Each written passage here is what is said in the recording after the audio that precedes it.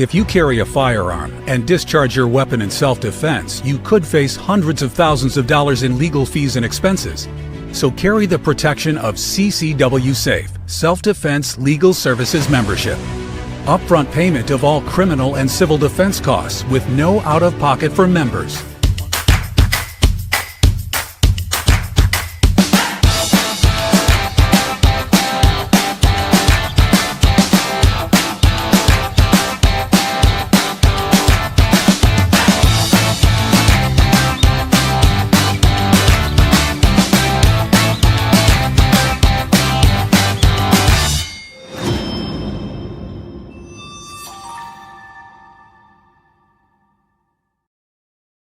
We are back. I'm Chris Evans, the CEO of Survival Dispatch, and tonight we're going to resume our long war series.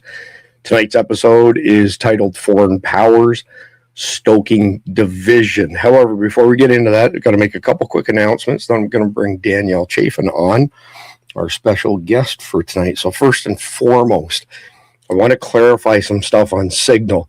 So many of you know I'm a systems and network engineer by trade, programmer by trade, have studied the Signal source code in depth, and started having concerns over it last fall. Concerns around things like your phone number is not encrypted, and when you are communicating with somebody else, even if the middle portion, let's say, is encrypted, it's still easy to identify that you are talking to another particular individual, and vice versa. And as you're sharing content that doesn't exist inside the Signal world, it's sent in clear text. So I thought to myself, you know what? There's just some stuff going on here, including the fact that the CEO and the COO are both joined at the hip to the World Economic Forum. I started looking for alternatives. So we chose Element. Element's open source has a far more robust end-to-end encryption protocol, but we can also take it and put it on our own server, so we don't have to let it sit somewhere that a WEF-controlled organization is running.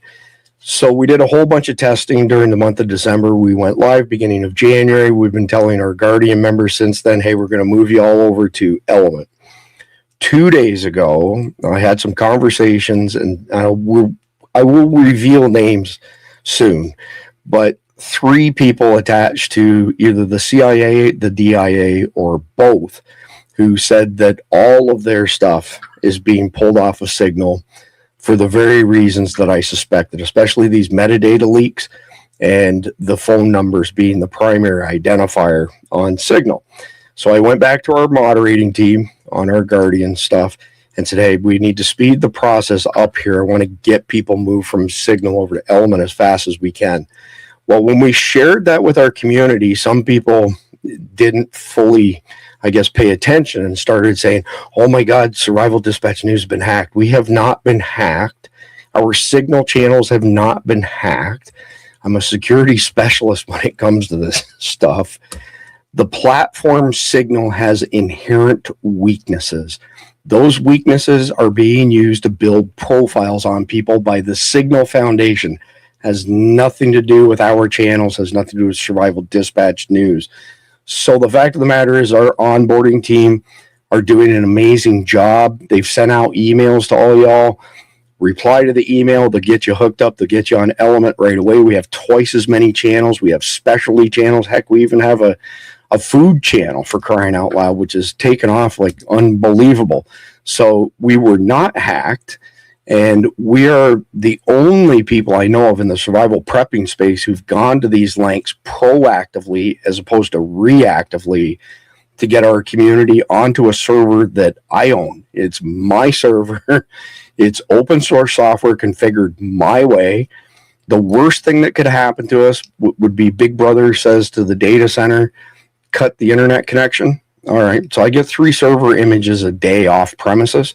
Would take me all of 3 hours maximum to restore them to 3 other data centers that I have at my disposal offshore, and we'd be back in business instantly. So number 1, we weren't hacked. Number 2, get with the onboarding team. They'll get you moved over. A lot of activity on our Element server. It's a good place to be. So with that being said, one more quick thing before I forget.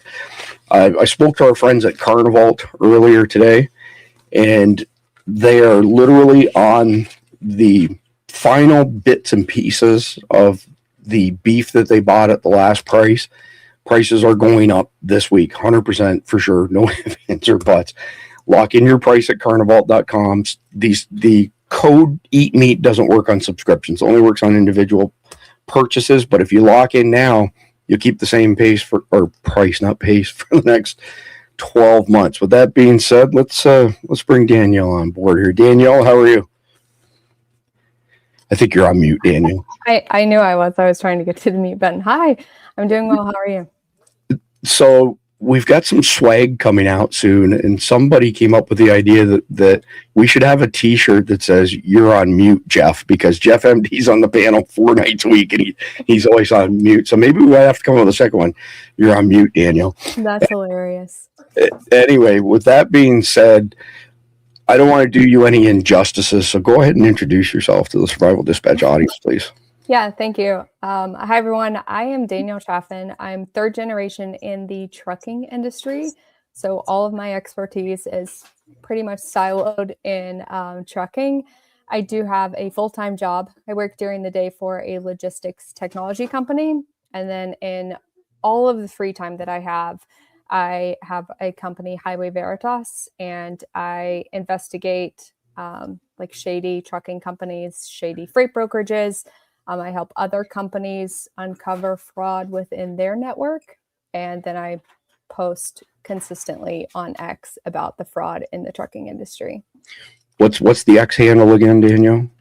My X handle is maybe Danielle with 3 E's at the end of Danielle. I will pull that up before we wrap up. Make sure it goes in the live chat. Let me get you on another stage here. All right. So this is Danielle's Substack.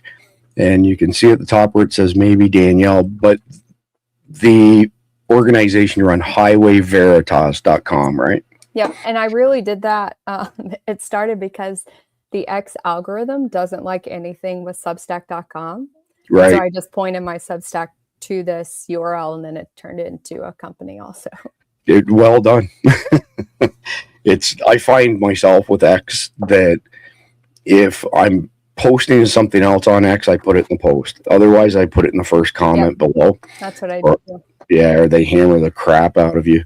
So I've got a handful of X posts here for our sit rep to open up. And my friend Tom Holman, I've worked with Tom Holman several times. Gunther Eagleman says, Tom Holman just put the fear of God into Minnesota leftists. He's launching a database on these insurrectionist clowns stalking and attacking ICE. Full names, faces, the works, and they're going to contact their employers. It's 51 seconds long. I'm going to play the whole thing, then love to hear your thoughts on this one, Daniel. Yeah. Job and these people who want to say follow ICE, and film ICE, what, you can protest. They have that right. But when you cross the line, and we've proven it, if you interfere or impede or assault an ICE officer, you will be prosecuted. And one thing I'm pushing for right now, Laura, we're going to create a database where those people that are arrested for interference, impediment, assault, we're going to make them famous. We're going to put their face on TV. We're going to let their employers in their neighborhoods, in their schools, know who these people are. Because as you said, a lot of these people, they say they're taking time off work to protest. I bet you a lot of them are calling in sick. I bet you a lot of their employers don't know what they're doing. But we're going to make sure everybody knows who they are. We're going to broadcast. They want to broadcast the ICE officer that was nearly killed all over the internet. We're going to broadcast every one of these people we arrest. I love the smile on Tom's face there. I know. It's just awesome. Thoughts on that expose? I love that man. I really do. However, if he showed up on my doorstep and had his serious face on, I would be so scared. They have databases for everything else on their side, so why not? Actually, the sophistication of their technology that they're using, somebody made a comment, and I may even have it up in the sit rep here, that it would be easier to train all of the participants how to use firearms than it would to train them to use all of the SOPs that they're using. Oh my goodness. I saw screenshots of some of them, and I was just like, this is a full-time job in itself. Yeah, absolutely. And it's obviously not organic. It's being funded, but Absolutely. I've got, I think, two more that I didn't send you in the brief that I just had to play. So this clown here is the DA in Philadelphia, Larry Krasner, and he's made all kinds of crazy statements in recent weeks. And now he says ICE agents are Nazis, and he's going to hunt them down. 25 seconds. This is a small bunch of wannabe Nazis. That's what they are. In a country of 350 million, we outnumber them. If we have to hunt you down the way they hunted down Nazis for decades, we will find your identities. We will find you. We will achieve justice. So I don't know if you ever heard this saying or not, Danielle, but I think that guy's got the balls bigger than the brain syndrome, and he's probably going to pay a fairly heavy price for it. That's actually one of the least incendiary speeches I've seen from him recently. I don't know if you're familiar with him or not, but I would love to hear what your opinion is on some of these liberal, woke, progressive DAs and politicians just fanning the flames. I mean, in my mind, they have blood on their hands. Absolutely. And the part that's not confusing to me, but that I don't understand, is that they're constantly calling for like ICE to stand down, law enforcement to stand down, to calm down, for lack of better words. But then they get up on stage and they're acting like that, and they're throwing fuel on the fire. I think it's part of Saul Alinsky's rules for radicals to constantly blame the other side of what your side is actually doing. Yeah. And people fall for it. We were just out, my wife and I were just in Vegas for SHOT Show. And last time we were at Mar-a-Lago, a friend of mine organized it, Kyle Reyes, and the guy who owns Pray.com is a friend of his. So he gave all of us hats, red hats that say, "Make America Pray Again."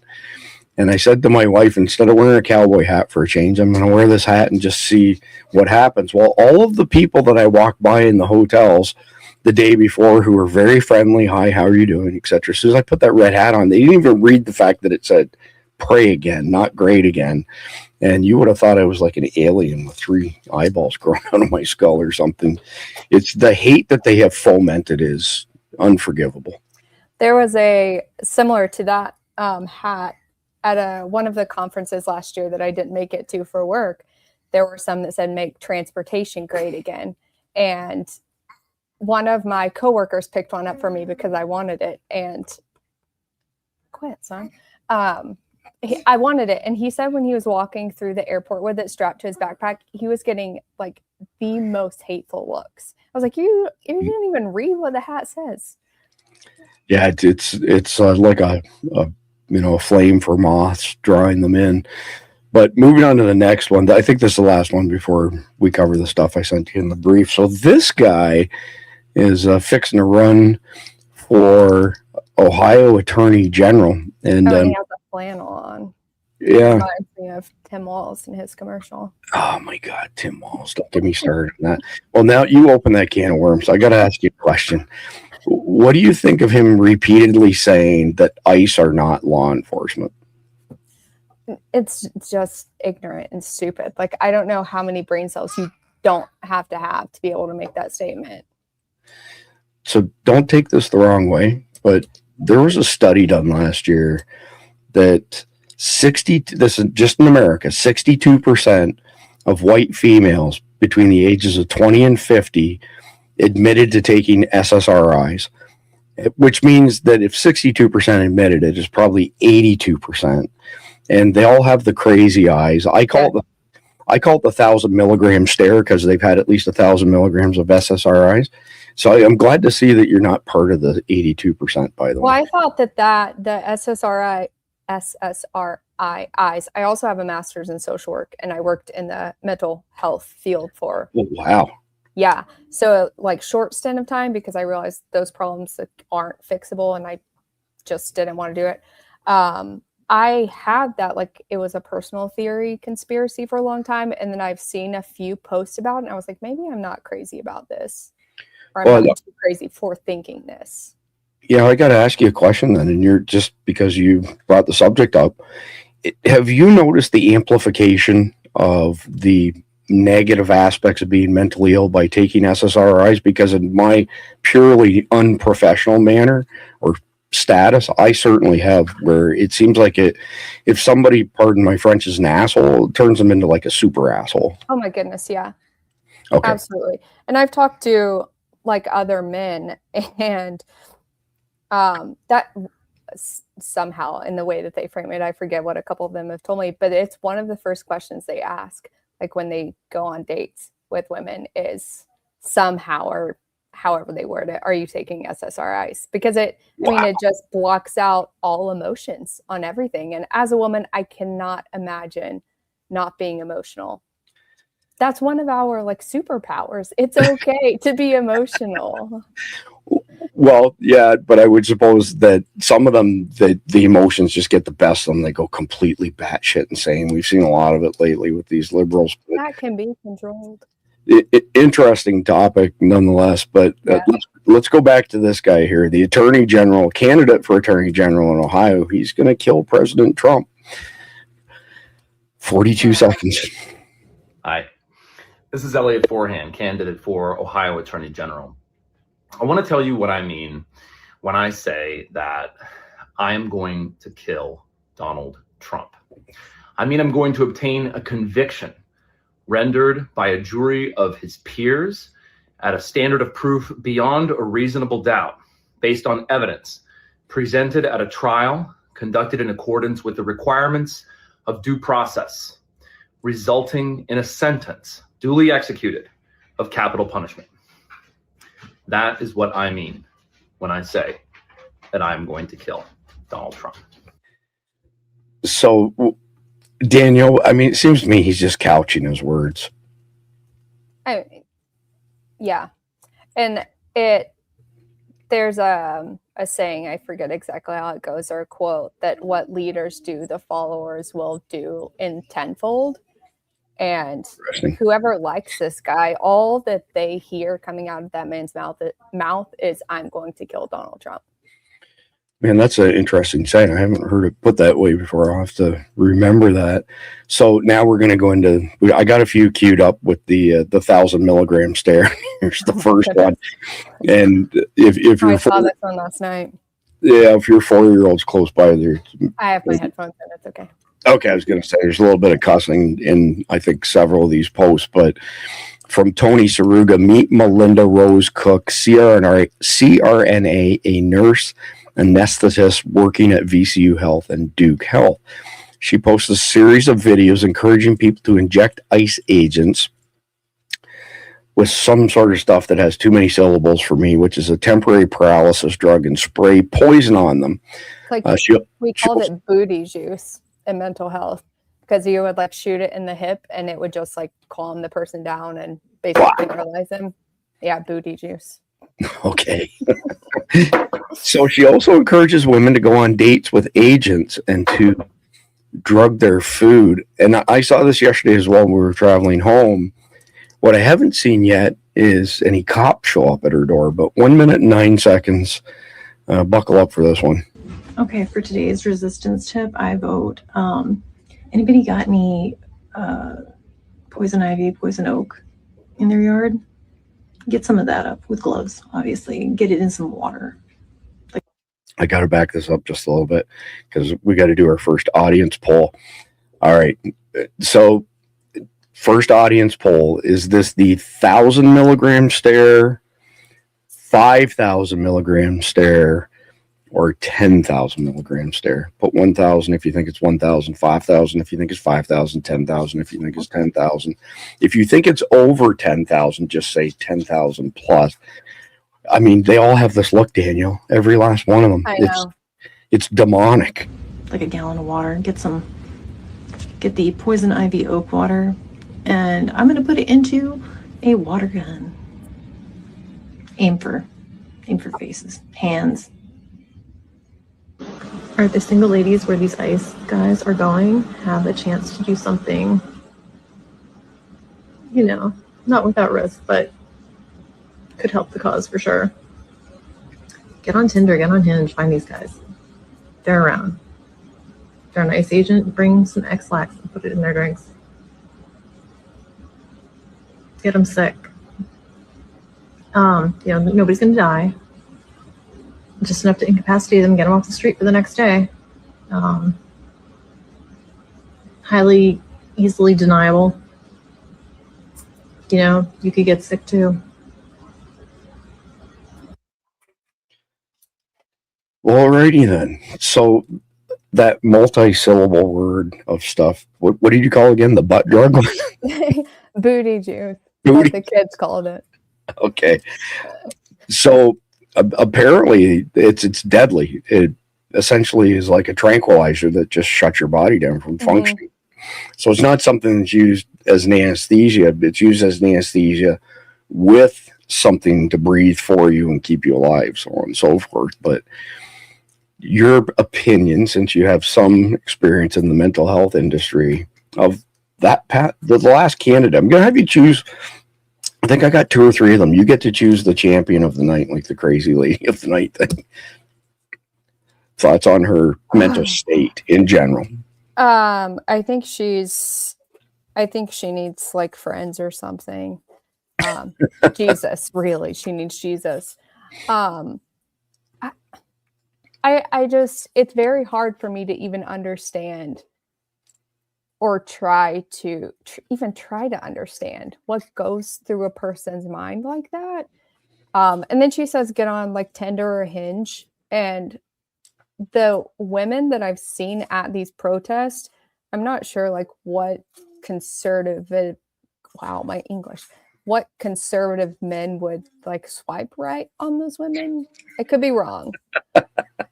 But I mean, it's just like most of them, I think, can pick them out very quickly and know that they're not about to go on a date with them. Yeah, I don't disagree. This next one is pretty crazy. I think there's probably a whole bunch of people in these videos. I'll get 2 or 3 of them lined up on this incident. This was in the brief. So more footage of last night's anti-ICE flash mob that berated 2 innocent girls in Phoenix. Stay tuned. I have news that ties these radicals directly to Arizona's Attorney General, says R.C. Maxwell. 2 minutes and 7 minutes. I'm probably not going to play the whole thing because I want to play a couple more, and then I'll get your input, Daniel. Okay. Ew, these little girls took photos with ICE agents. That's fucking crazy. Go girls. Go girls. Took photos with ICE is fucking crazy. Nasty girls who love ICE and take photos with them. Oh, yeah. Are you little fucking cunt. You little fucking cunt.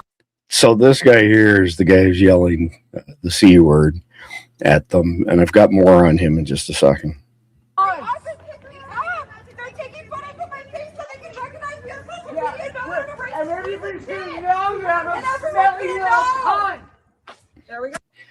This guy's got to be all of it. I would say right around 60 years old. Way too old to be in the streets with these women. Well, way too old to behave in this manner. Let's skip to the next one here.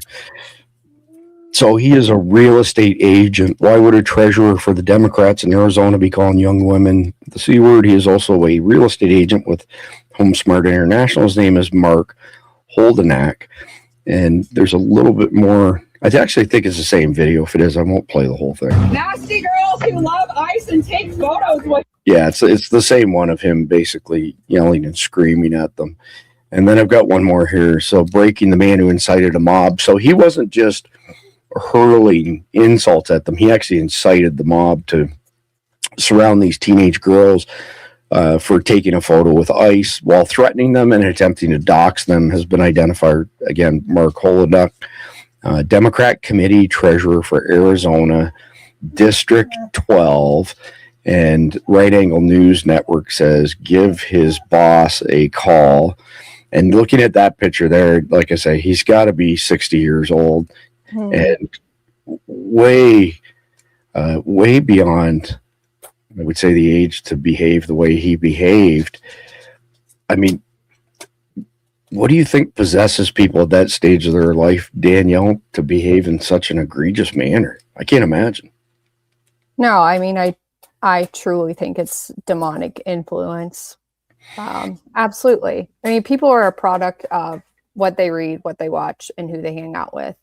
And those three things, I don't even know what he watches or what he does. I don't know the man, but I can't imagine he's hanging out with anyone that I would be. Yeah, I mean, garbage in, garbage out sort of thing. I don't know if you've caught it. We're broadcasting 9 different platforms. 8 of them are summarized as far as the chat on the side. Rumble's not, because it doesn't play nicely with other people. But I've seen quite a few people already comment tonight, made the exact same analysis as you, demonic, which that's legit. So this is 60. this is the male version of the 1,000 milligram stare. So let's go. Buffalo says this liberal POS has posted videos calling for the murder of ICE agents as discussed areas to aim for that would ensure a fatality. Now he's telling his followers to access a database with the home addresses of ICE agents and pay their families a visit. 35 seconds. We have the names of like 4,000 ICE agents. Their families are home while they're off kidnapping people for money. You know what we should do? It would be crazy. I think like it would probably be a good thing if somebody went to check on their family members and make sure they have all their paperwork, right? Because they're so busy. ICE is so busy. They're off everywhere kidnapping people. They don't have time to check their own family's paperwork. We can do it for them, right? We should check their paperwork. Make sure they're citizens. So let me back this up a little bit. There were a couple spots here that kind of caught my attention. I think it's right around here. By the way, looking up and to the right is where the creative side of the brain is, like not the memory banks. There you go, right there. All right. So, Daniel, for your opinion first, how does he compare for the 1,000 milligram stare to the last 2 women? Is he on par with them, or has he got to step it up a bit? I don't think he's at like the 10,000 milligrams, much lower dosage. I don't know if like what testosterone he has is offsetting it a little bit, but these people. So I'm just, while we're on this particular guy, you mentioned testosterone. Obviously, I've got a few years on you. I've been bemoaning the pussification of America for years. And today, the average 20-year-old male has the testosterone level of a 70-year-old male at the turn of the century. Before you got married, just give me, a synopsis of trials and tribulations as far as finding masculine men at your age is concerned. I mean, I'm from a very small town, very rural country town, so it wasn't hard. I will say, like, dating in a larger city, I can't imagine. It's like, it's disgusting, actually. It's so strange. Like, there's so much of it. I don't know what happened. I don't know if it's in the water. I don't know if they're putting it in the foods that we eat, what's happening to the men, but it's certainly not the same. Yeah, so the soy products in particular are absolutely, super destructive when it comes to testosterone production, for sure. It's in the clothing as well. Yeah, so we saw a couple of, guys in their like 20s, maybe early 30s in Vegas that they didn't walk and talk like they were gay or anything like that, but they looked like they fell face first into a box of fishing tackle. They had fingernail polish on, and I kind of thought, holy crap, I sound like our grandparents, Well, then I sound like grandparents too. So the next one, we're almost getting ready to jump into the main topic here. I think this is the SSRI champ of the night. Yeah, I was about to say that's at least 10,001. All right, second audience poll of the night. We'll start the bidding at 10,000 because that's where Danielle came in at. So is this 10,000 milligram stare, 15,000 milligram stare, 20,000 milligrams there. Just write it out in the live chat. I kind of think y'all are going to vote her while Danielle gets first crack at it. I think this is like the SSRI champ of the night. 39 seconds. They can hide their faces, but they cannot hide their shoes. I just saw the pink jacket video. I had to watch it over and over and over to figure out which one it was. But I figured out which one it was. Look at the size of the irises. That's what I was about to say. That's huge. That's drug induced. It's absolutely drug induced to have dilated pupils like that. What blows my mind about these women is that they will not get Botox, but they will take these medications. That blows my mind. As like the most like organic, natural, tries to do everything right person. Yeah. That argument from them is mind blowing. Let's hear the rest of what she's got to say here. Another 29 seconds to endure. It was the one with the black hat, the green top, the blue pants, and the boots that kind of had like that khaki color as a stripe on them. And then it was, I believe, hunter green or olive green was the other color. Identify them by their shoes, if you must. Wow, that's just crazy. So I got to throw something in here before we go any further. So when I went to high school, there was a science teacher named Philip Boyko, and he was maybe like 5'2", crazier than Cooter Brown. He had these ginormous ears for a little fella. He actually set our high school on fire in one of the science labs, and everybody used to call him Flipper. And he was married to the librarian, and I'm trying to remember, her last name was Boyko, obviously. I can't remember what her first name was, but she would walk down the hallways and talk to her feet the entire time with her shoulder rubbing up against the wall. And I could never understand why the school board kept her employed. She was completely batshit insane. Apparently years after I graduated, she actually was put in an institution. But so far, based on what I'm seeing coming in a live chat, I mean, we got people going 25,000 milligrams. I mean, is this the champion for tonight, Danielle? Absolutely. Yeah. Absolutely. And I don't know what else she was taking, but it was something else too. Yeah, it's just out of control. So I think I've got one last post in the sit rep, and then we'll jump into the main topic of the night. So massive. Minnesota police are holding nothing back against the left now. President Trump forced Tim Walz into caving big time, and arrests were made outside the federal agent's hotel. The rioters are heading to jail. This is what winning looks like. 1 minute and 3 seconds. I'm going to play the whole thing.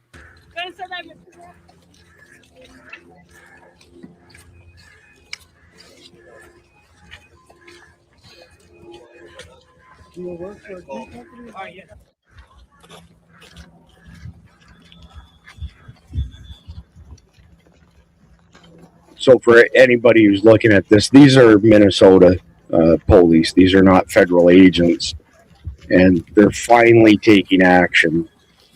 I would have loved to have been a fly on the wall in that conversation between Trump and Walz, as well as Trump and Jacob Frey. Clearly, he said something that resonated here. That's a whole lot of cops for a couple crazies. Actually, they got quite a few of them there. Looks like they got at least half a dozen. 11. There you go. 11 arrests. Kudos to them for that one. Just speculate, Daniel. What do you think Trump said to Walz and Frey that finally precipitated them doing the right thing for a change? I don't know. It's probably a negotiation of some sort that didn't give them the option. I'm guessing that he probably held money over their heads, sort of thing. First and foremost, that who knows? Maybe he did something more than that. Clearly, Tim Walz has got a lot of skeletons in his closet. You know, he's been to China 30 plus times. He's a big fan of communism. He's a liar, amongst all those other good things.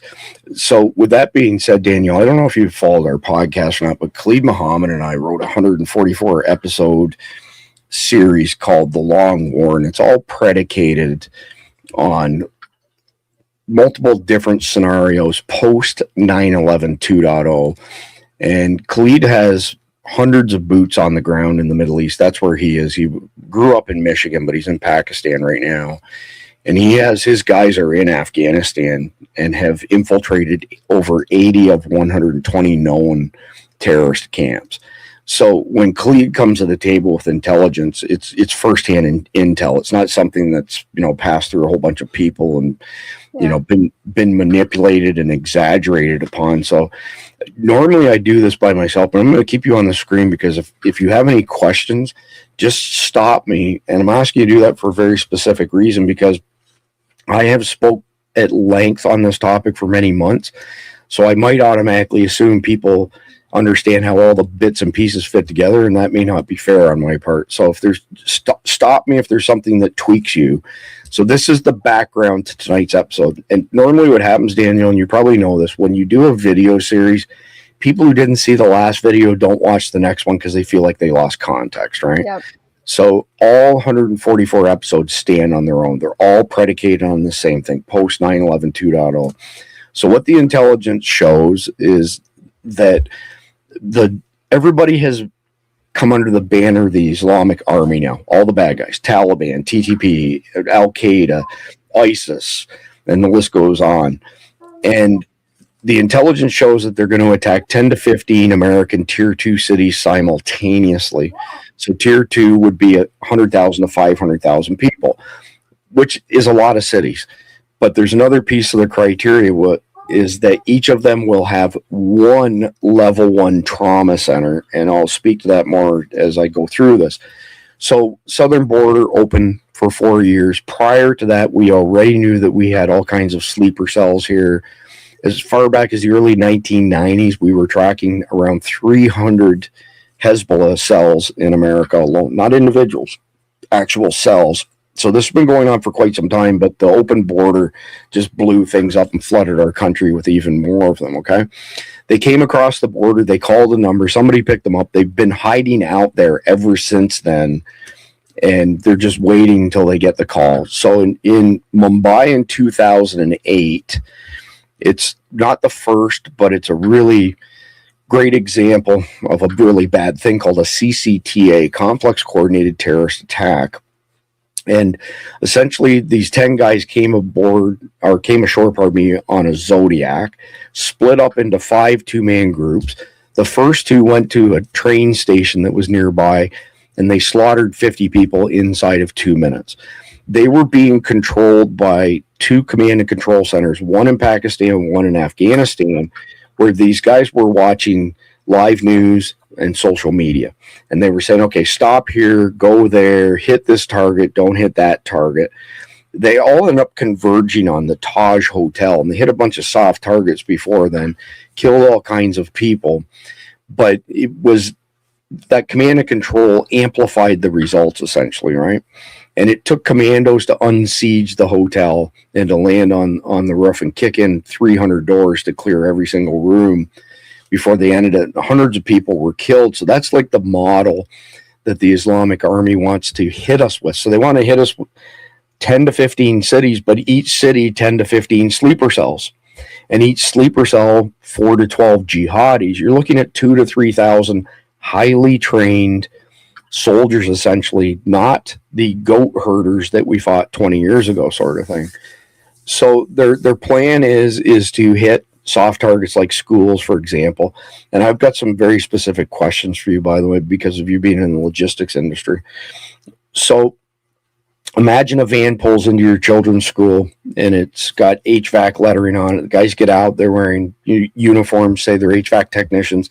They put a ladder against the school, they go on the roof, they cut the ductwork open, they put time sarin gas canisters in the ductwork, they get off the roof, the canisters go off, sarin nerve gas, as soon as it touches your skin, the clock is ticking, you've got 3 minutes to live. It scrambles your central nervous system, so when your brain is saying move your right hand, you're moving your left foot, sort of thing, and eventually the CNS is saying, for your heart to beat and your lungs to breathe, and that signal's going elsewhere.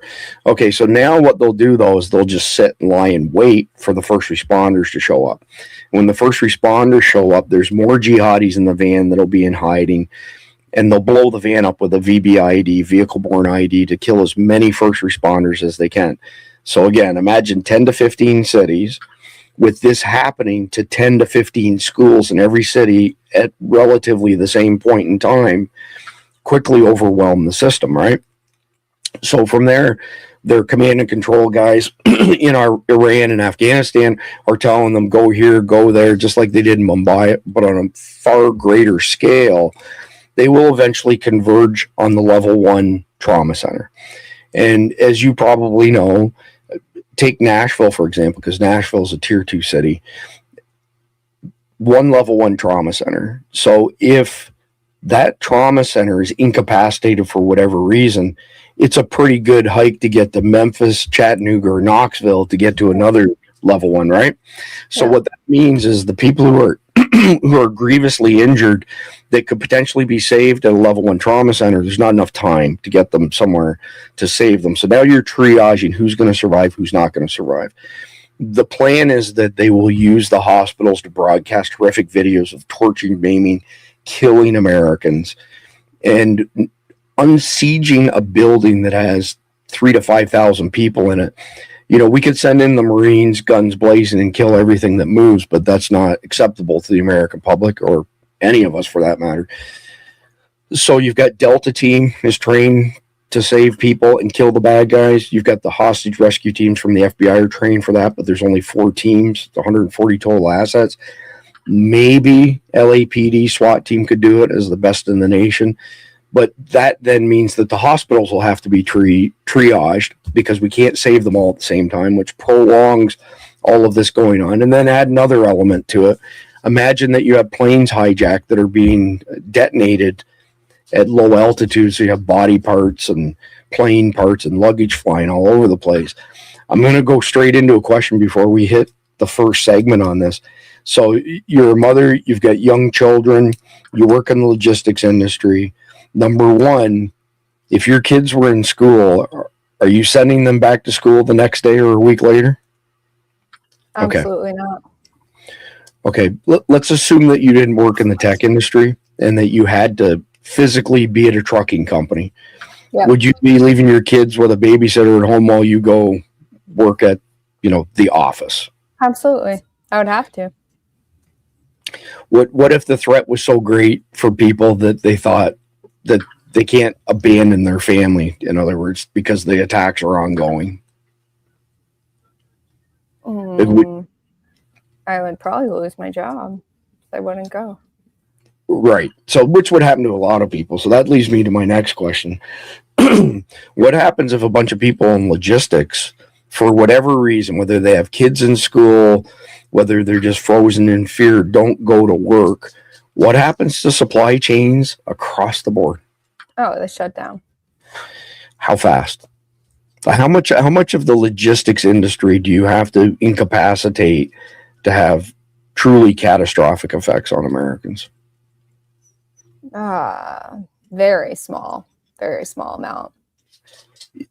Is that because some logistics companies specialize in particular products? So if they're not moving them, nobody's moving them? Just out of curiosity.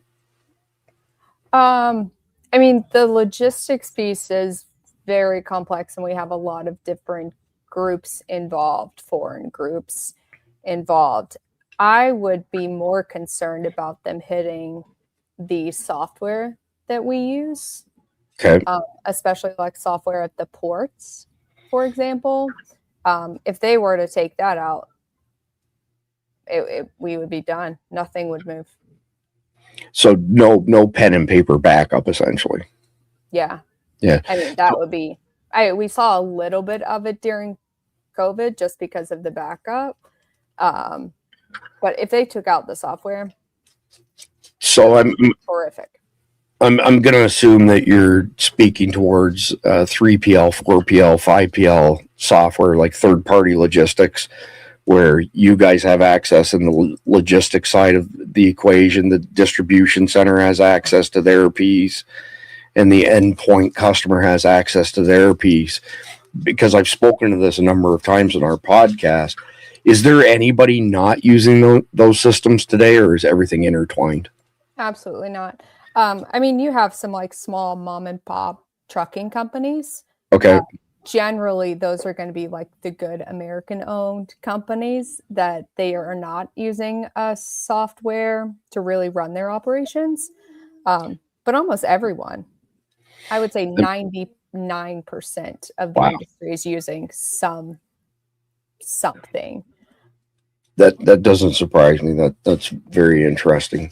So let me just get into the first segment tonight, and I titled it "Propaganda Tactics by Foreign Powers." You know what? I'm going to start with a question instead because of the foreign piece. I read recently that there are a number of trucking companies that are not just hiring people and getting them CDLs when they're not properly trained. Maybe they don't speak English fluently. Many of them aren't even here legally. But then I heard another piece that the actual dispatching is being run out of countries like India and elsewhere. And you're shaking your head. Yeah, tell me about that piece. I mean, that just boggles my mind. Yeah. So I would say a very large part of the American trucking industry is managed and operated from overseas. The only like bodies or feet on the ground in America are the truck drivers.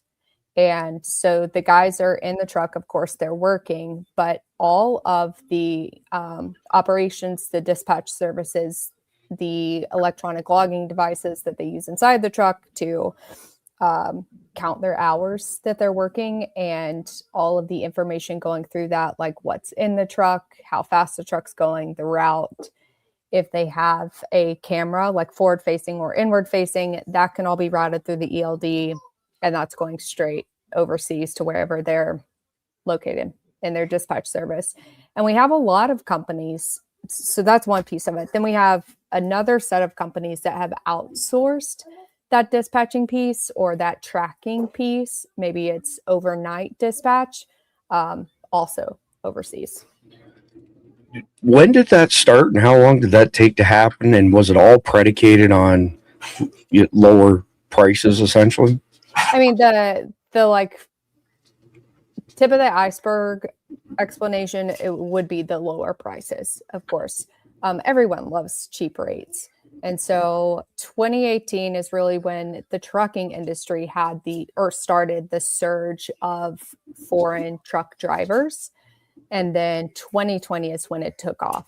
Every chart that you look at, it shoots straight up.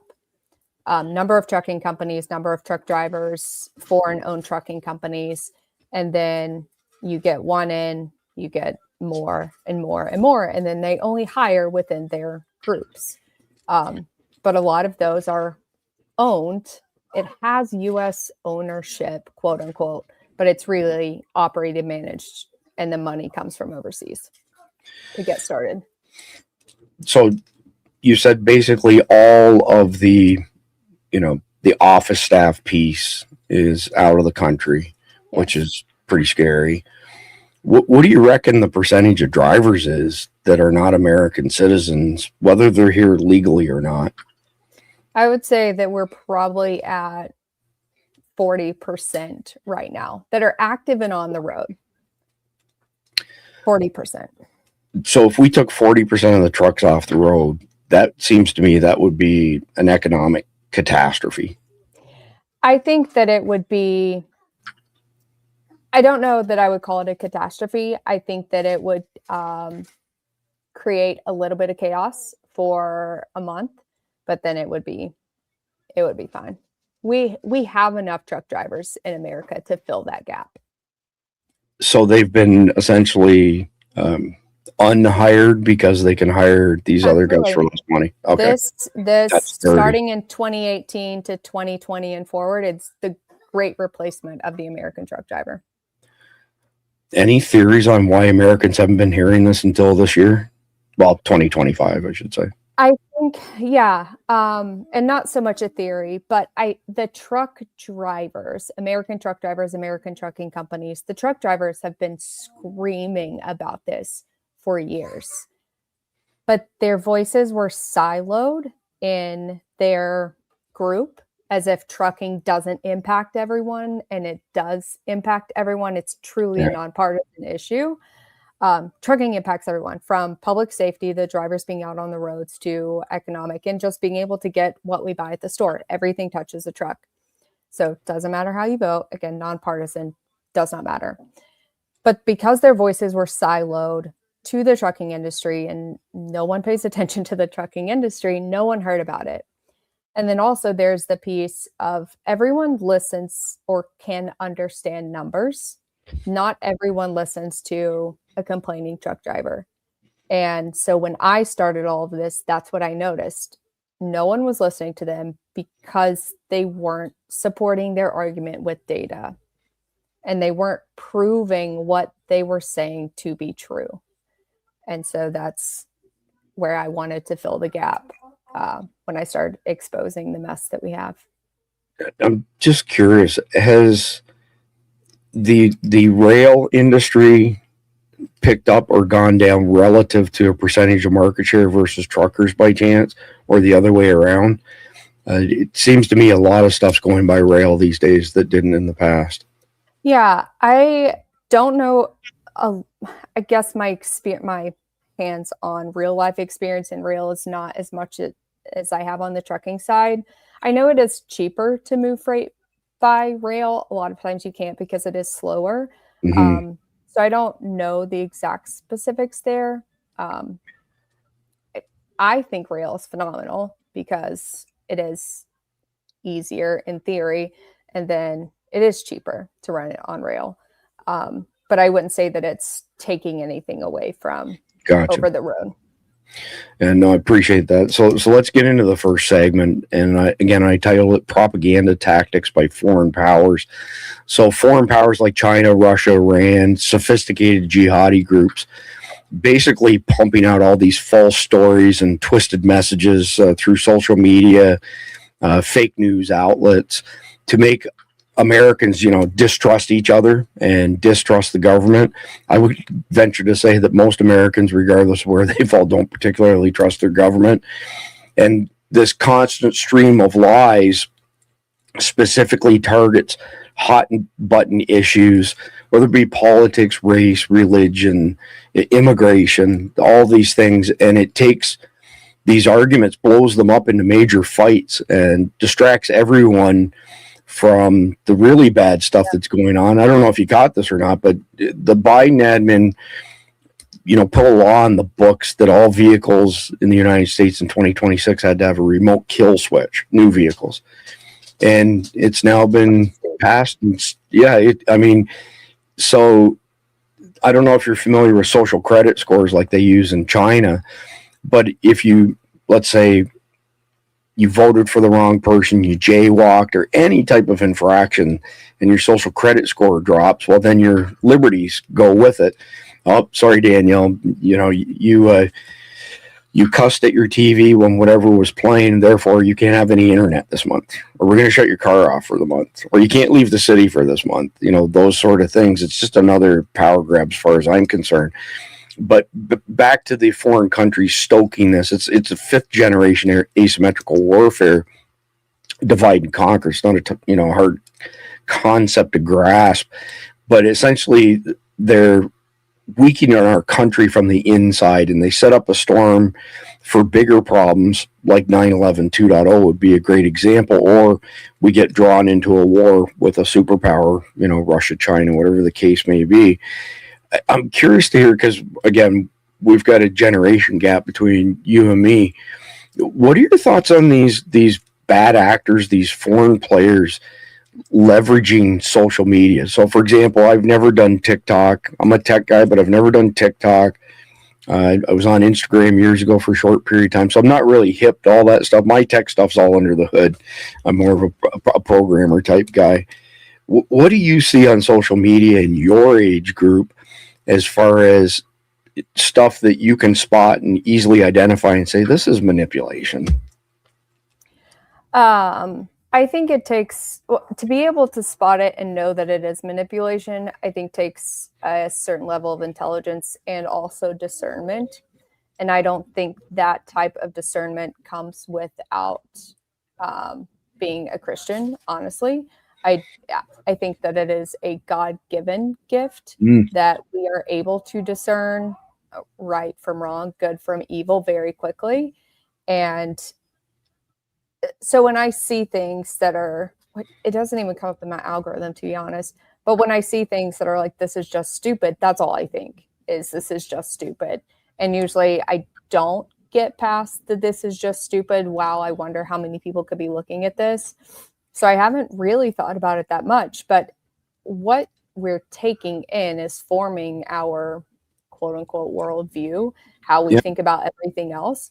And so if those things are just circulating and that's the algorithm that you're on, then that's how you're going to act. Those are the things you're going to believe. And it's from a social media perspective and how much the younger generations are on social media, that's scary. So, I mean, it's kind of a rhetorical question, but I'm curious what your thoughts are on our adversaries really focusing on things like politics, religion, and, you know, social demographics, alphabet people, all that kind of stuff. It from my side of the equation, I think that once they've profiled you as being us or them, then the algorithm, that's what it's going to feed you, just to heighten and stoke those divisions. Just curious from your standpoint as the next generation, if you agree. Yeah, absolutely. I mean, if I was a foreign adversary and I was coming after the American people to divide the American people, I wouldn't target like the openly Christian people in America to try to change their minds. I would target everyone else.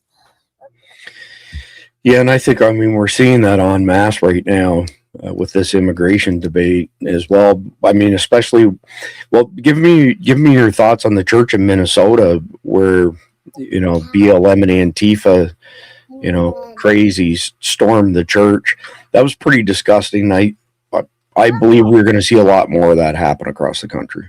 Yeah, and the only thing I thought about when I first saw that was how much money did those people get paid to do that? Wow. Good question. Because those people were not, they weren't like foreign terrorists going in to blow up the church.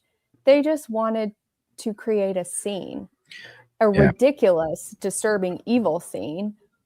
But how much were they paid to do that?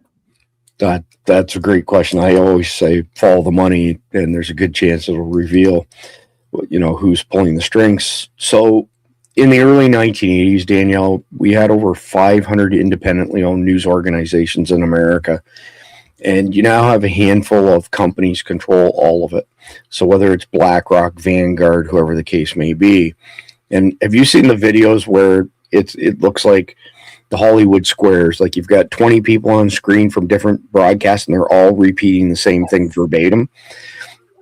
So I said years ago to some friends, I said, you know what? I think we're past the point of news actually being news. It's best case scenario, it's infotainment. Worst case scenario, it's propagandatainment.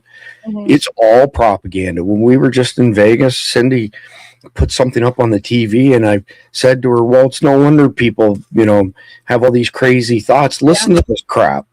Sometimes I watch the mainstream news just to see what they're doing or what they're saying. So, I mean, I'm not expecting an empirical answer here or anything like that, but people, let's say in your circle and especially in your age group, how many people actually recognize it at you know, your age level or demographic? Or do they not even pay attention to the mainstream media and it's just social media? I don't really hang out with a ton of people. I would say, I don't know. I couldn't put a percentage on it. I would say a large majority do pay attention to it, though. No kidding. And they just go along with whatever the news is saying. But I would say that we still have a healthy percentage that is not watching the news.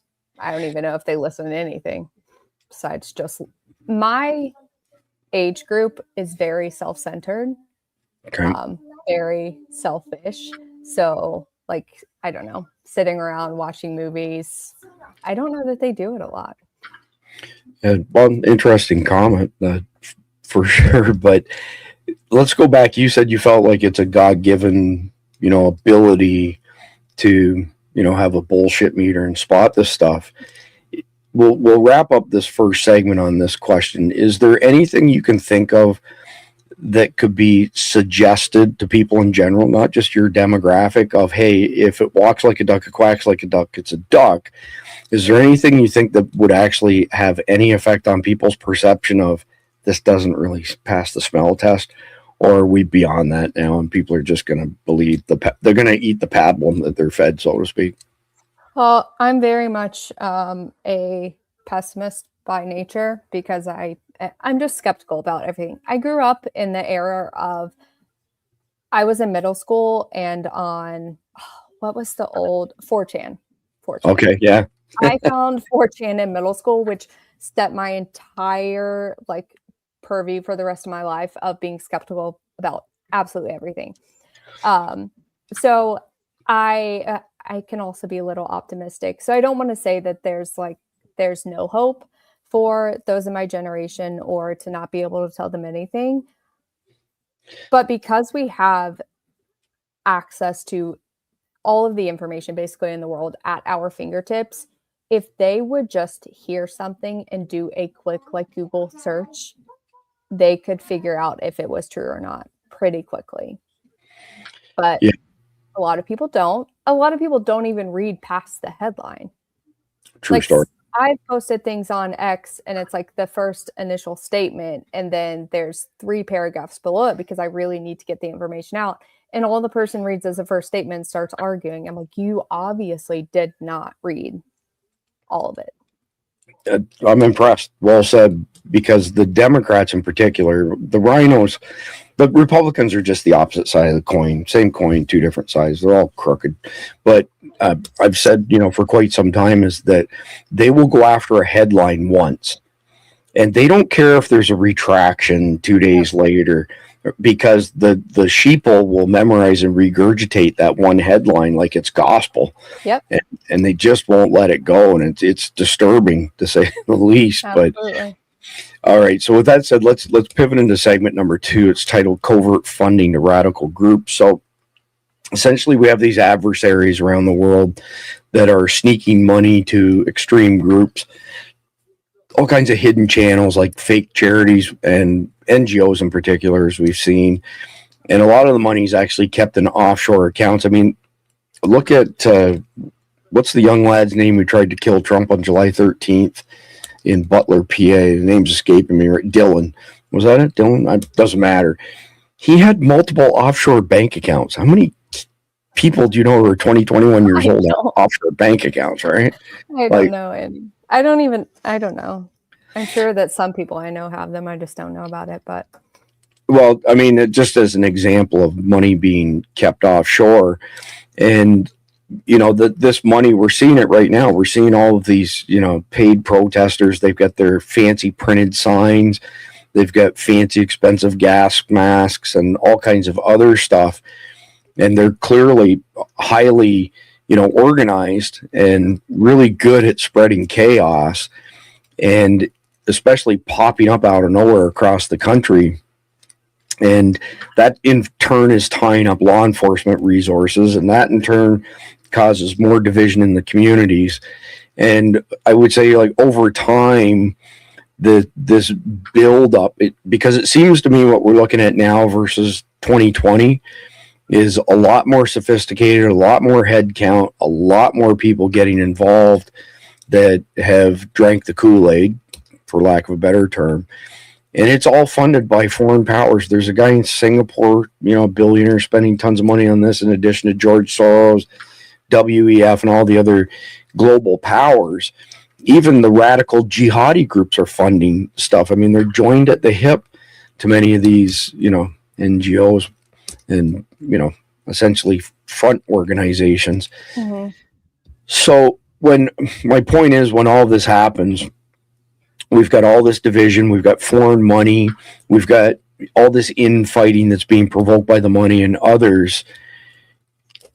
I'm curious who you think, like, I don't know if you follow international stuff too much, but who do you think China and Iran in particular prefer to fund here in America to sow the division?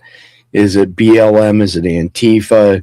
Is it something else? Is it, I don't know. I'm trying to think of the groups that all get funding.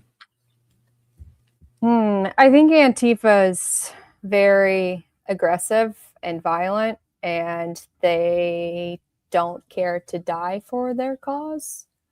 And I think that follows much of the behavior of like the jihadi groups.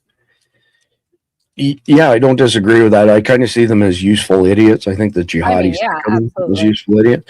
But let's just back up a little bit in the conversation.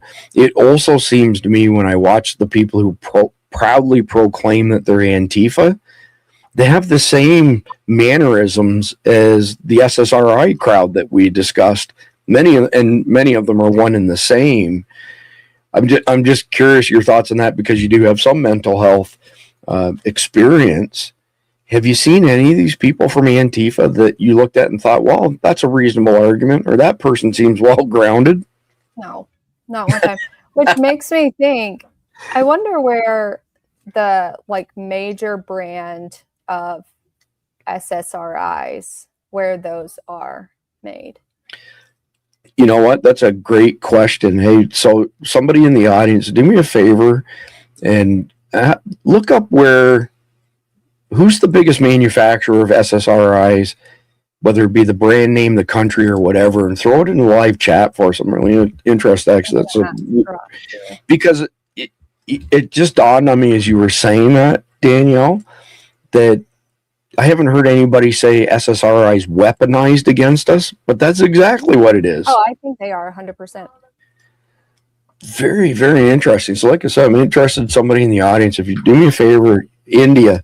So Numachan. Yeah, which India makes a lot of the, what do they call them? It's not the generic drug.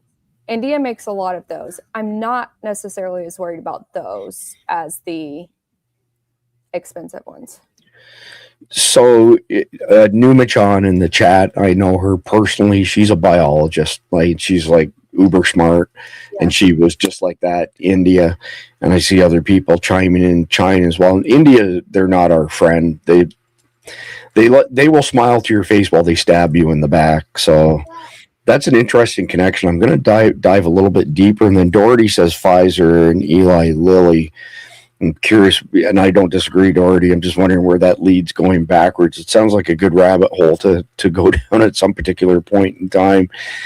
So I'm curious what your thoughts are, just from a safety perspective. We discussed this last week at SHOT Show with CCW Safe, and obviously you're from a rural area, but if you were in a city, big or small, what would you look for in the crowd as far as something identified? Hey, this is not safe. This is not somewhere I want to be, or this is somewhere that looks like it's going to explode into a peaceful protest. I'm assuming that you maintain a high level of situational awareness. I do. And so I'm curious what would set you off as a mother, and you've got your children. What would set you off in public before the average person for you to say, hey, you know what, we're going to turn around and go the other way? Well, I think before I even answer that question, one of the worst things that we've done propaganda-wise to women is making situational awareness and profiling synonymous. Okay. Because I've worked in mental health, because I have worked with criminals and sex offenders and children and what they've been through, I'm constantly just looking, making sure that, I don't know. If I were to say this to anyone that wasn't on like the conservative side, they would call it profiling, or they would call me like crazy racist or any other negative term, because I have situational awareness. And so when I'm, oh, go ahead. No, I was just going to say I've never heard somebody tie situational awareness to profiling. And you raise an interesting point, because I'm big on profiling. Walks like a duck, quacks like a duck. It's a duck, right? So my wife and I flew home yesterday from Vegas. All kinds of travel delays as a result of the weather over the weekend. People missing their flights. Now flights are double booked and all kinds of stuff like that. And I said to my wife, we were sitting there, something has tripped the authorities over my wife in particular. I've got pre-clearance, all that kind of stuff, so it would be really kind of fishy if they pulled me aside, but they put her through the ringer yesterday. They weren't going to allow her on the plane because they said that her frequent flyer account with Delta had her maiden name on it, but her ID had her married name on it. And she's purposely hyphenated it for a reason. She goes by Cindy Heaven, but her driver's license, Sydney Wilson Heaven, because her kid's last name is Wilson. So, and they're adults now, but she wanted to make sure that if ever she had to intervene, she could say I'm their mother, sort of thing. They put her through the ringer yesterday. If we hadn't got the airport early, we wouldn't have made the first flight at all, because they said you've been flagged by the TSA, and it just went downhill from there. So profiling for me is the biggest thing that we've done to shoot ourselves in the foot. And it's just interesting. But feel free to expand on that, Daniel. I don't have Alzheimer's. I got Sometimes. Sometimes I remember, sometimes I forget. I wrote down situational awareness and then an arrow to profiling. I'm going to dive down that rabbit hole as well. Give me an example of a situational awareness event that's happened that you think somebody would say, oh, well, you're a racist, you're profiling, whatever the case may be. I mean, if any other person is another color other than, ouch, you did hurt your toe. Sorry. No problem. If anyone is not white and you say anything about them that's like speculative, even if they had a sign on their chest saying, I am a criminal, I am going to hurt you, I'm going to rob you, someone would call you racist because you suspected that person was going to rob you or hurt you. And as a woman with 2 children, I do have that level of discernment that I was talking about, where it's like, if I feel something is off, the chances of it being off and something happening, it has never failed me. Whether it's leaving the house at a certain time or like we get delayed because the kids are being crazy, I never get flustered by those things because I know that it's for a reason. And go ahead. No, I was just going to say kudos for that, because most people don't have that level of situational awareness. Yeah. I mean, it was like this so many times happened in a row where I got frustrated because I was 10 minutes late. Something happened at home, but then I would get out on the road and there was a wreck that was like, it just happened 10 minutes ago. I'm like, that's why we left when we did. And so that happens a handful of times. And then I realized, you know what, we're not going to stress about this anymore. It's going to be okay. Did you speak to my wife before we went on here? She uses that exact example on a frequent basis. Yeah. So we don't have any de-icing, equipment at our airports here in Central Florida. I don't know if they do in North Florida. We don't have them in Central Florida. Just a quick aside, when I was traveling a lot for work and working with Sun, I had an early morning flight from Daytona Beach to Atlanta to LaGuardia, and then LaGuardia into Buffalo, New York. So the sun hadn't come up. We're all sitting on the plane, and the captain comes over the PA and says, hey, we don't have any de-icing equipment here, so we have to wait for the sun to come up and melt the ice, and we won't be able to leave until then. So I said to the stewardess, I said, what do you think we're looking at time-wise? And she said, whatever it was, and it was way longer than my layover in Atlanta. So they switched all my flights to the following day. I called ahead, let everybody know I wasn't going to be in my meetings that day, blah, blah, blah, blah, blah. The flight from LaGuardia to Buffalo crashed in a suburban neighborhood, killed 238 people. True story. So yeah, it's things like that. It just takes like one. That's a big one. So that would have been it for me. But like the car crashes, generally they weren't horrific or tragic car crashes. It was enough to let me know that it's No, no, it's great perspective. So there's a guy named Tony Blauer, who's a really good friend of mine. He's the preeminent world expert on sudden violence. And he's specialized in training people the seconds before the shit hits the fan, doing stuff that nobody else has done. He coined a phrase in the 1990s called weaponize the flinch. So in other words, if you throw something at somebody, they'll go like this automatically. It's an autonomic response, right? So he would train people on, okay, if somebody throws something at you and you recognize that you flinched, immediately go on the attack from there, because if you're on your heels going backwards, bad things are going to happen to you. And he always talks about how the bad guys are only looking for one of three things, and that's essentially body, life, or possessions.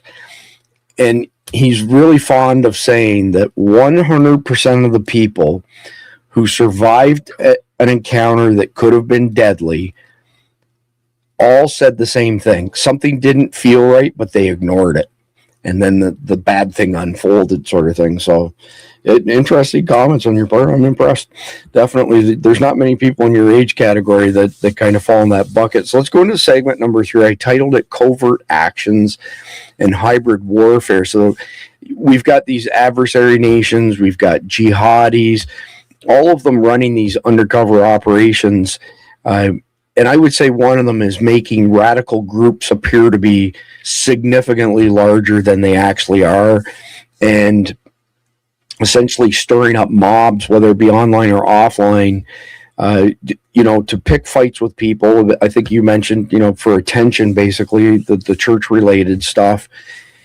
And then the mainstream media, the propaganda media, they get into it and they zoom the camera in, and it looks larger than life when in reality it's not. Have you seen the posts on X over the past few weeks where you see this protest happening and somebody's like, yeah, I live in New York City, and there's the protest right there. It's like half a block. It's like a little dot. Yeah. I mean, it's way blown out of potential, right? But so you have these things happening, in the physical world. Then you combine that with the cyber attacks together, and I think a lot of people, whether they have God-given gray matter or not, it confuses people when everything's chaotic, right? And absolutely. It's harder to unite against somebody where there's no clear, front line, no demarcation, right? And I think that these guys are excelling at using these hybrid tactics against us. And Khalid Muhammad from Command 11 likes to speak about probing attacks, essentially, Danielle. So here's a great example. Did you notice how we had 6 months of almost nonstop bomb threats and active shooters that were hoaxes at colleges in particular last year? Yes. So the interesting thing is Khalid has got an amazing crystal ball. He's an amazing intelligence guy. He said to me before that kicked off, he said, this is what's going to happen across the country. He described it to a T. It unfolded exactly that way, as essentially probes. So they were doing these things to figure out what the response time was for first responders, where they're coming from, how long it took them to get there. When they take control, where do they park all their vehicles? Where do they tell people to exfil from? And they were just gathering intel so that when they attack, because they want to kill the first responders more than they want to kill, regular everyday people, sort of thing. It's pretty, very, very devious, sophisticated stuff. So I'm looking through the questions here on this segment. I'm trying to find something that works with your background and stuff. Let's start here. When we see this nonstop division and chaos, what do you think that does to the psyche of the average American? Is it one of the big reasons you have so many people going to SSRIs, for example? That's the only way they can handle the day-to-day insanity that we're subjected to? I think so. I think that's part of it. I do not think as humans we are designed to constantly be fed news from all over the world. Good point. If you go back decades before we had X, before we had Facebook, before we had news on the TV that was anywhere other than local, we only had the local news. We cared about what was happening in our community, and that was it. And now I know everything that's going on in Minnesota at every second. Yeah, exactly. So I'm curious, is there any way you think that let's assume for a second that our government were not bought and paid for, that they're not installed, that they're legitimately elected. I don't believe any of those things, but let's just say for a minute they were. And I do think Donald Trump kind of comes from outside the system, although sometimes I wonder about his decisions. When we've been infiltrated. We've been infiltrated by, foreign countries, foreign adversaries, jihadi terrorists, the whole 9 yards, and they've leveraged our system against us. So there are mosques now that are being used to drum up support to attack us and flat out say, we're going to take over America. Do you have any pearls of wisdom in your mind how we deal with that? Because if we do, it's essentially going to mean that the Constitution's for us, but not for them. And that'll drive the ACLU and the rest of those clown Southern Poverty Law Center crazy. I don't know, short of applying different rules, how we can do this. Curious what your thoughts are.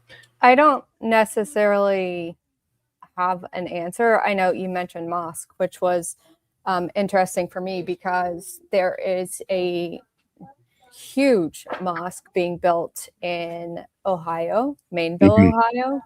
And there's a trucking company sponsoring, like the biggest financial sponsor of that mosque. And all of the companies that are paying that mosque, there's a Telegram group that they broadcast who's donating every single day.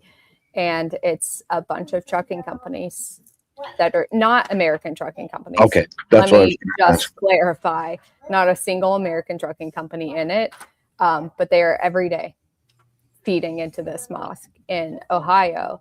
And which also brings up, you were talking about the attacks and seeing how far they could push it and getting all of the intel from that.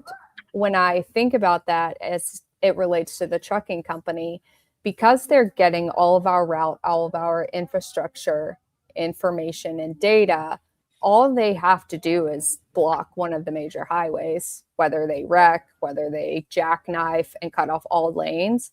And then that response time is at least double what it was prior to the event. So I didn't have this in the brief, but this is probably a good time to ask this question. So, and let me know if I'm painting this picture correctly. So you have trucking companies owned by foreign countries. You have the same companies running their operations abroad. You have the same companies using non-Americans, whether they're here legally or not, as the truck drivers. Khalid has spoken to this, and I'm curious what your thoughts are. It's a massive security problem for us. If you look at the box truck that Timothy McVeigh blew up the front of the Alfred P. Murrah building in Oklahoma, I mean, that's tiny compared to a semi that's rolling 80,000+ pounds. I mean, if you took this large percentage, like you mentioned, of all of those criteria that I just mentioned, and even a small number of them were used for terrorist purposes, it seems to me that they could do absolutely massive damage. Absolutely. I mean, we have so many of them that, like you said, it would take a small percentage of them to do something. They're hauling military freight. They have access to everything, absolutely everything. We'll back up there for a second. This is something I had not heard of. So you're saying these foreign companies, foreign truck drivers are hauling around our military equipment, some of which I would have to guess is embargoed, meaning foreign countries aren't allowed to have, so they could essentially take all the pictures that they want and send them off to our enemies. That's exactly what I'm saying. Holy I just wrote on my X account, I wrote an article and put it out last night. I've been working on this one, the research. I wouldn't say a story because it's not a story. I don't write stories. It's really research and investigative work. But example after example of this going on. Holy crap. So let's pull this up because we're into new territory here. That's just incredible. So this is Danielle's X account, and you can see that her handle is maybe Danielle with 3 E's on the end. So it's under the articles. under the articles, all right. So is this the one that? Yep. Okay, That's my latest. and if memory serves me right, this is sitting over on Substack, correct? It is also. Yep. Okay, so I'm gonna put a link to this in the live chat for everybody in just a second. Run me through the Cliff Notes version of. Is there more articles than that one? That's just the latest one. The one right under that one is more focused on the more of our federal agencies using foreign truck drivers, which the most ironic event or case of this is the Russian-Ukrainian car haulers hauling the ICE vehicles. I found it alarming, but hilarious. And they're posting about it all online. And them posting online is where a lot of my intel comes from. It's not like secret information that I'm the only one that has it. I just find it on TikTok, in their public Telegram groups, on Instagram. They just post it. Not even attempting to hide it whatsoever. No. Well, so let's do this. I just put links to your X and to your Substack, but give us the Cliff Notes version on this one first, and then this one second. I'm going to turn it over to you here just a second. Yeah. I'm so get sorry. You up. No, you're good. I want to get you up on stage so I can make you a little bit bigger. So actually, you can discuss either article in whichever order you want, but this is pretty mind-bending stuff for me. Yeah, absolutely. So let me get it pulled up just so I don't miss any good parts here. My article, Inside America's Unvetted Military Freight System. So the foundation of this is that the Federal Motor Carrier Safety Administration, who handles all of the trucking company registrations and data, the data sets and the information going in and approved by the FMCSA, it is incredibly broken. Massive data sets. None of the data sets talk to each other. We do have a couple of tools in the industry that helps bring all of that data together and make sense of it. But at the FMCSA, it's, I think, like 20 different data sets where all of this information is spread apart and somehow someone makes sense of it. That FMCSA data, that's the starting point. And if that foundation is broken, everything on top of that, we're just building on a broken foundation. So the Department of Transportation, or the Department of Defense, Department of War, the Department of Homeland Security, whoever else uses the transportation information, their systems also don't connect directly with the FMCSA. So they go off of a different code that's not connected. And so they don't necessarily have all of the information about a trucking company that they're giving freight to. Outside of that, the Department of Defense, Department of War, they allow freight brokers in to haul the freight. A freight broker doesn't typically own assets. All they do is arrange the transportation. They're the middleman. And so the Department of War awards freight to a freight broker. A freight broker hires whatever trucking company he wants to hire, probably at the lowest rate possible, which is generally not going to be your trustworthy American truck drivers.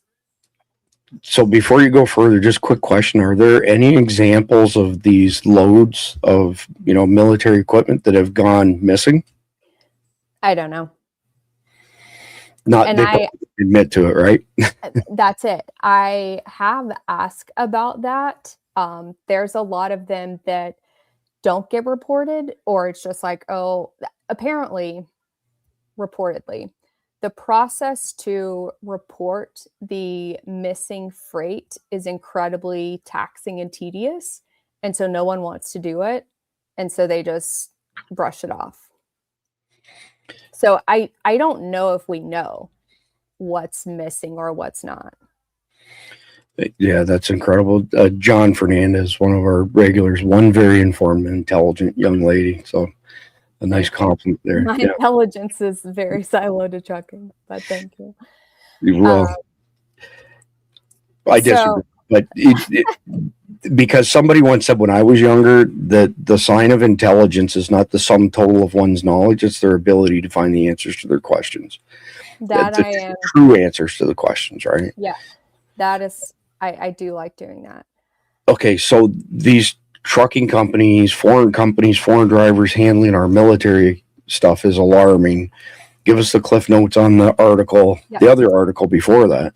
Yeah, so the other article before that is really tying into the industry as a whole and this like great replacement of the American truck driver.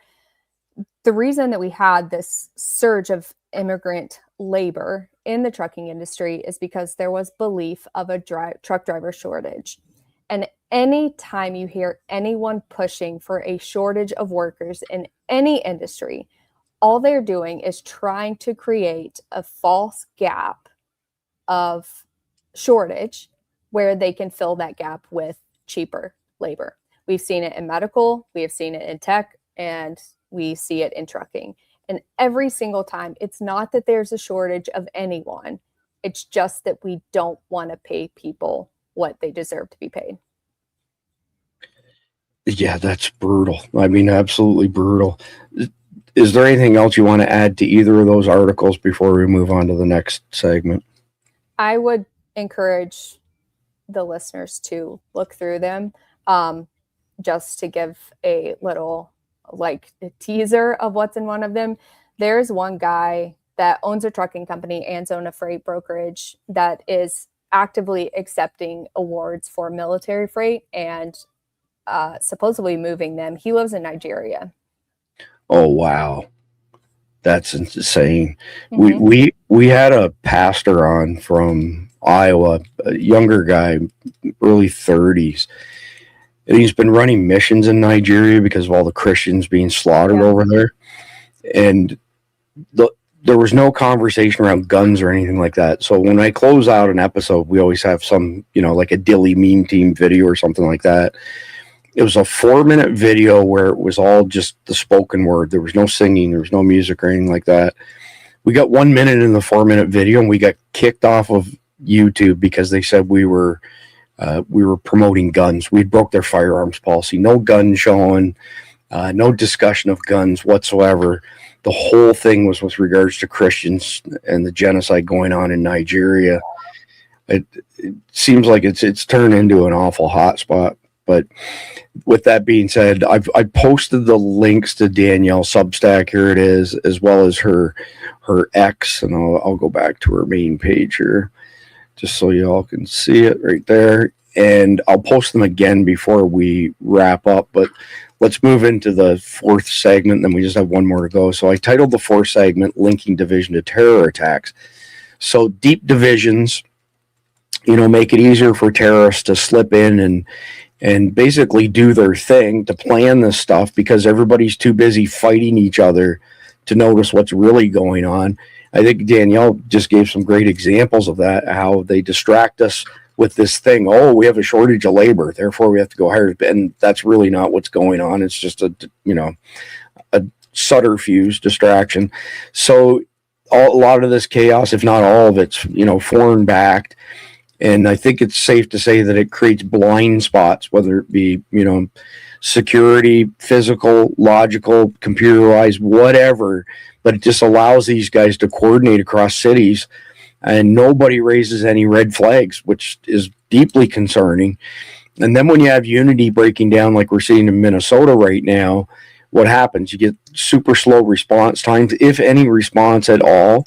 You've got panic spreading, especially amongst the SSRI crew, and then maybe they're driven to do something even worse. And now you've turned a bad situation to something that's a full-blown crisis, and it's playing into the enemy's hands, to be quite frank. I mean, the Chinese started this in 1949 with their 100-year plan to divide and conquer us. So, Daniel, let's pivot back to your industry. Beyond just the hiring of foreign companies and foreign drivers, is there anything else going on in the trucking industry that makes you and your fellow Americans shake your head going, what on earth is going on in our industry? I think the the two biggest ones, I mean, it really all overlaps and becomes all the same, except for the China shipbuilding and building of the containers. But there is a device in the trucks that all truck drivers use. There are some exceptions. I'm not going to go into those because the majority of truck drivers do use these, and it's the electronic logging device. Okay.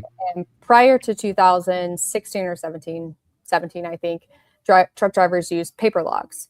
And if you just recorded your trip, there's a set number of hours that you can drive during a day before the government decides that you're tired and you have to go take a nap or take a break.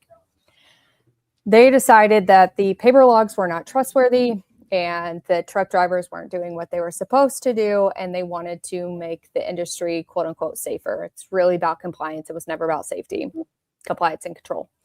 And so we go to electronic logging devices. So there's a piece of hardware that plugs into the truck, and then there's an app, whether it's on the iPad or an iPhone or Android, and all of the information from the vehicle, all of the routing information, the cargo you're hauling, any images of the documents sent to or from that app.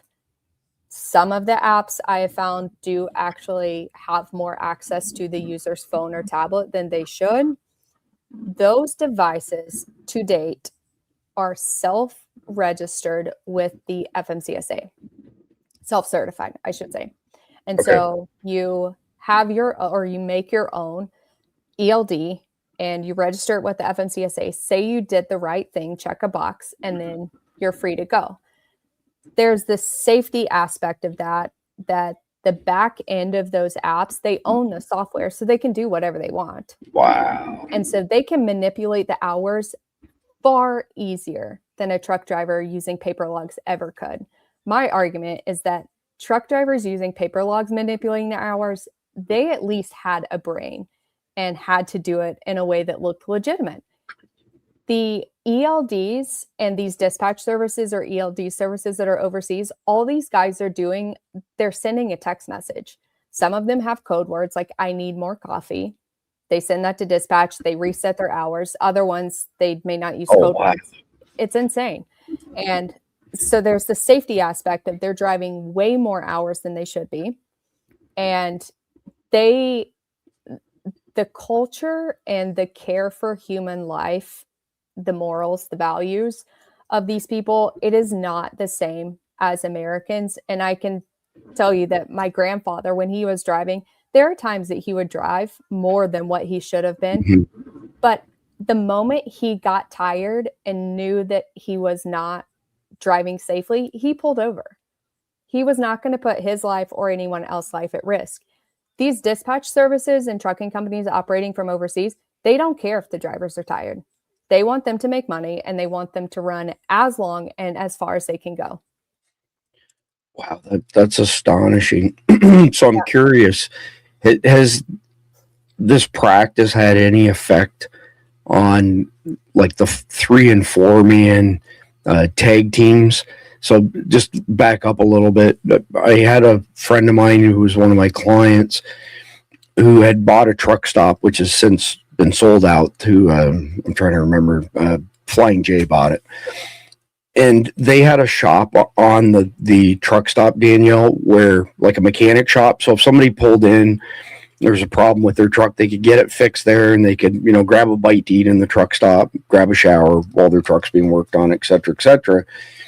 And this was the first time I heard of these foreign truck drivers and companies. We're going back almost 20 years. It wasn't very common. Mm-hmm. But he told me that his mechanics came to him and said that they were no longer going to work on any trucks for any foreigners because they cut a hole in the sleeper and they were using it as their bathroom while they were going down the road. And they'd go from driver 1 to driver 2, driver 3, driver 4. And the mechanics were absolutely disgusted, rightfully so, by the whole thing. He went on to sell this business. Do we still have that going on, or is it all the electronics cheating, or is it electronics cheating plus 4-man crews? All of it, all of the above. So we still have the holes being cut in the floorboard so they can use the bathroom, which is absolutely disgusting. There are I do not believe that I have heard from the same mechanic that you had heard from. There are many mechanics who have told them, no, we're not working on the truck because it's that disgusting. Wow. But then we have the electronic logs. And so with the electronic logs, you don't even have to have two guys in a truck, because they'll just put like a ghost co-driver in there, and then it's really just one guy driving for two. Man, it's incredible. I knew a guy years ago back home in Arlington, Texas, and he worked for Coca-Cola, and their main syrup plant was in Dallas. He was in Dallas every night of the week, but he left Sunday night and didn't get home till Friday night because those two guys drove back and forth as a tag team to Denver and back. And they did it 5 days a week, and there was no funny business going on at that particular point in time in a large corporation to boot. But the electronic piece is very, very concerning. It is. Like Very concerning. It's like electronic voting machines, easy to manipulate. Yeah. And from what I've been able to track thus far, I'm one person trying to take on thousands of different projects. But a lot of the electronic devices that I found, there's really 5 like makers of these things. Okay. The illegitimate ones, so the illegal ones. And what they're doing is just white labeling it. And so I wouldn't call them the manufacturer, because they're not actually manufacturing the hardware, but the wholesaler, we'll call them, Okay. of the ELD. They're selling them the software, the instructions on how to set it up to look like their own, how to register it with the App Store. And if you go to the App Store, I have an article on my Substack about ELDs. If you look at the screenshots, it's all the same UI, just different colors and like a different logo, but it's all the same. Yeah. Again, this electronic stuff seems very, very ripe for manipulation. Scary stuff. Let me ask you this question.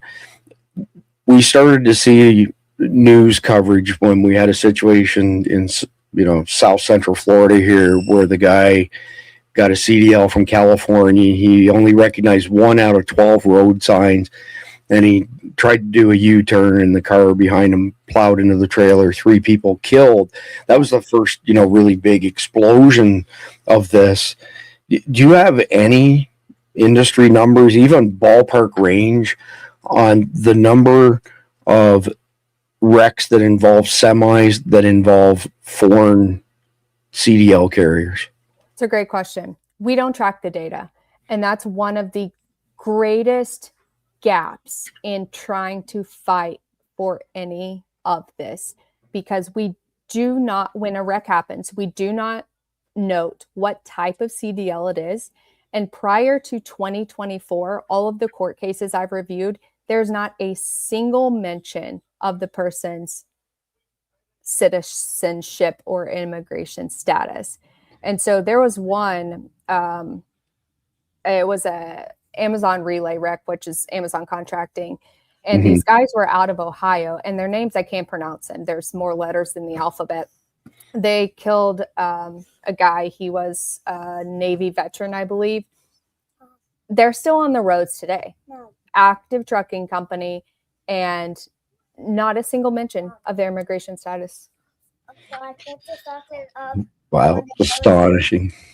So while Danielle's attending to her young in there, we're going to segment number 5, which is titled Countermeasures Against Foreign Manipulation. So as I alluded to earlier, we need some sort of legislation reform and the technology to track and block some of this foreign money. We have some of that stuff in place, but clearly it's not doing the entire job, because stuff's getting through, money's getting into the country that's used for all these nefarious purposes. I don't know if you saw it or not, Danielle, there was a lady traveling from Minneapolis back to Somalia, and who got caught by the TSA with a suitcase full of cash. I did see that.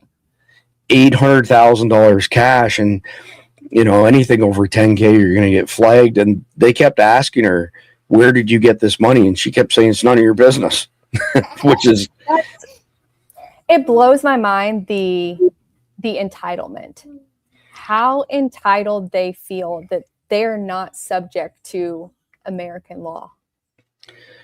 Yeah, I mean, you said a mouthful there for sure. So I've got a feeling I know where you're going to go with this, but do you reckon that people aren't speaking up when they see these types of things going on because they're going to be called a racist, Yep. profiling, all that kind of stuff? Of course, I'm very much in the trucking industry, and I think that is the exact reason that it went on for so long. That's the reason it went on for so long in the trucking industry, is because people were afraid of losing their jobs. They were afraid of the backlash that would come from saying something's not right here. And immigration has been a very touchy topic. Like I said, those court cases didn't even mention immigration status. That's got to be on purpose. There's no way that that's not on purpose. Absolutely. Well, so let me come at this from a different angle, because I personally think that they have used the word racist so much that it doesn't mean anything anymore compared to what it did in the past, because they instantly go, oh, that's racist, that's racist, that's racist. Everything's racist. Yeah, well, I mean, my wife will tell you, myself, I get called a racist all the time. I get hate mail and stuff. My response is, okay, well, Khalid Muhammad, yeah, he grew up here, but he's Pakistani. He's Muslim. Our top guy in our onboarding team, well, one of two top guys, his one parent's a Hindu, the other parent's Muslim. Those two guys alone have the keys to everything at Survival Dispatch. So I always tell them, well, I suck at being racist. Maybe I need some training or something like that. But yeah, I'm at one point in time, Danielle, like if I think back to, so when I was in high school, I would go from the football game Friday night. I played football, and I would work the midnight shift because we got paid a premium. So you're talking 1984, 85 time frame, right? I got paid $10 an hour back then. And so I loved to work the midnight shift at the truck stop pumping fuel, right? And then I would work Saturday midnight, and then I would work Sunday midnight, and I would go to school Monday morning with no sleep, sort of thing. But I had money and I had vehicles and, blah, blah, blah. When people used to ask me, like, man, how'd you buy that car or do this, that, or everything? I said, well, I've saved my money from working. And they'd be, well, what do you do for work? I used to tell them I was a petroleum transfer engineer, and it worked out pretty good for me at that particular point in time. Anyway, that point in time, called the mid 80s, the trucking industry was about as masculine, pro-America as you could possibly imagine. So it kind of blows me away to hear you say that it changed, that it went just like corporate America, basically. There's starting last year, I was called to do quite a few speaking events, and I have a bunch lined up for this year. And in my presentation, it's pretty much the same all the time, with a little different depending on where I'm doing. Can you stop? Depending on who I'm talking to. But always there are two slides in the beginning. And one is showing a bunch of pictures, just explaining where I came from, my grandfather, my dad. And I talk about when I started driving at 16, which was 20 years ago at this point. When I started driving at 16, I trusted truck drivers. If they were getting off the interstate, more than one of them, if they're all getting off the interstate, I was following them because I knew that there was something coming ahead I didn't want to be in. Probably a wreck. The interstate shut down and we're going to go around it. I followed them. You can't do that today. It is an entirely different driver persona. Do we still have really amazing, I would consider them American hero truck drivers? Absolutely. But do we have men that are just the opposite of that? Oh my goodness, so many of them. So as you're saying that, I'm thinking to myself, is there anything that your everyday American can do to push back against, I don't know what the right word is, other than the dismantling of our trucking industry and selling out? Is there anything people can do? Yeah, the first and the most important thing, especially at the state level, is the non-domiciled CDLs. Those are the CDLs that are given to foreign nationals that do not have a home or legal status in the United States. Some states issue them, some states do not. Most states do. I think there's a handful that don't issue them. That and the employment authorization documents are the root cause of what we have in the trucking industry. Okay. The non-domiciled CDLs were created because we had back in the late 70s going into the 80s, we had truck drivers that would do something bad in one state, and so their CDL would be suspended, like get a DUI. They would lose their CDL. Let's say they did that in Ohio. They would just go to Texas and get a Texas CDL, and they would keep running. So you could get CDLs from multiple states. So they put it into that, rightfully so, and they made or created the non-domiciled CDLs. When they created or wrote the bill for non-domiciled CDLs, they used the word foreign, as in foreign jurisdiction. Ohio, Texas, foreign jurisdiction. Okay. That created the most gigantic loophole that we've ever seen in the trucking industry, because now foreign means anywhere on the planet. Interesting. So probably planned by design. Probably. That pushing back at the state level on those non-domiciled CDLs, and I think we should just revoke them, get rid of all of them. That would put an end to 85% of our problems in the trucking industry. Wow, that's huge. I just made a note of that. I'm going to bring that up at some point in time in the future and quote you on that. Super, super interesting. Are there any other things, like, can you think of anything from an educational perspective that Americans need to be aware of that you haven't touched on already, that they should be aware of as far as the trucking industry is concerned, that would alarm people, that they should know, like additional things beyond the non-domicile CDL, beyond the foreign companies running all this stuff? Is there anything else in the mix that we should be aware of? I mean, just from like a daily safety standpoint, if you are driving on the interstate and you are near a truck pulling an Amazon trailer, or you are near a truck hauling cars, whether it's a semi or a like F-150, get as far away from it as you possibly can. So I'm assuming that's because they're dominated by these foreign companies, but why? Like, Amazon, I'm assuming it's the almighty dollar. Mm-hmm. But what about car haulers? What's the draw there? Amazon, I'll touch on Amazon and just to tell you how it happened. Amazon created this Amazon Relay program where they're contracting drivers to haul the trailers from really DC to DC is what they're doing. Okay. To sign up for this program through Amazon, it's through an app. And there were, in the beginning, essentially no barriers to entry. You went through an app. You never talked to a human. You just signed up on the app and you were in. So anyone could. Wow. Do. And then the car hauling, I don't know that the Amazon Relay is from a cargo theft. There was a huge Armenian bust in California. The dangerous truck drivers, I don't think there's like nefarious cargo theft there. They just want to make money quickly. Okay. The car hauling, I truly believe, is a bit more nefarious. It is also through an app that's not secure called Central Dispatch, and that's how you win the freight.